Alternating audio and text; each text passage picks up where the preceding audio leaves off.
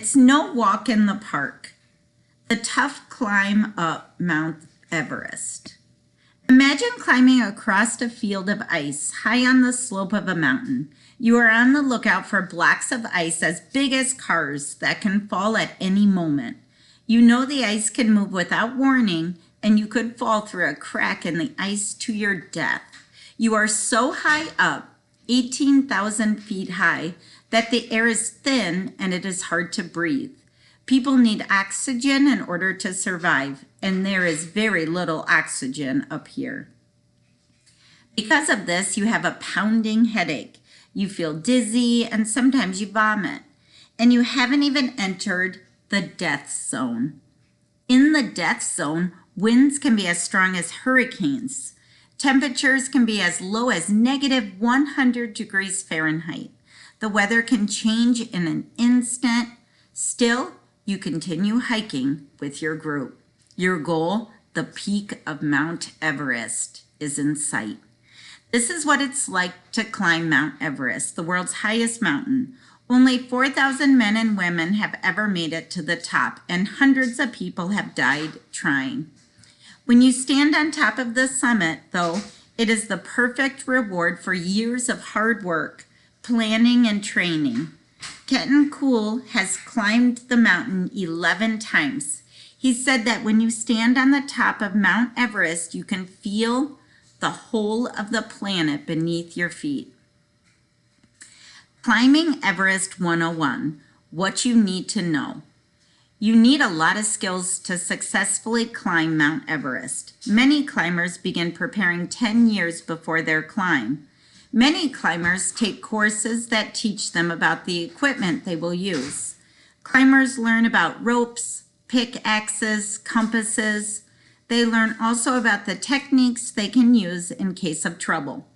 They learn how to survive when buried in snow by an avalanche, how to navigate dangerous whiteouts, and above all, how to stop yourself when falling down that steep, icy slope. These courses make survival more likely. Climbers often make plans so that in case of injury, a helicopter can be reached with just one quick call and will then immediately begin evacuating the climber from the mountain, flying that person to a nearby hospital. Climbers not only need to build muscle before they climb, they also need to gain weight. The trip up Mount Everest is so tough that many people lose weight. So many prospective climbers try to gain weight before their hike.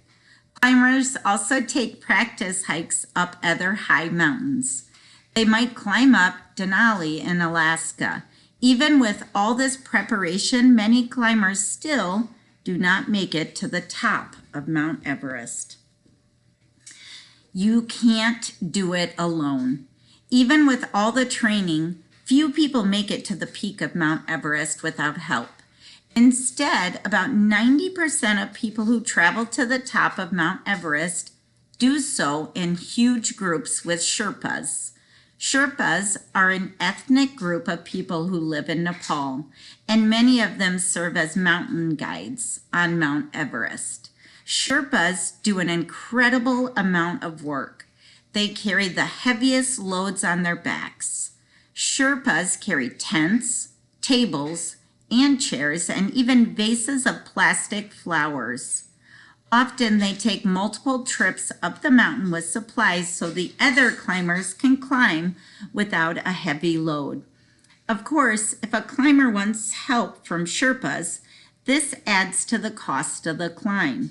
And even without Sherpa help, these climbs are not cheap. It costs at least $36,000 and often well over $65,000 to climb Mount Everest. Although Sherpas are not inexpensive, they are important. Sherpas have far more experience on the mountain than the people who have hired them. Sherpas prepare safer routes for climbing, attach ropes and ladders to the ice to help climbers cross the most dangerous areas, and give recommendations about when to keep hiking and when to stop.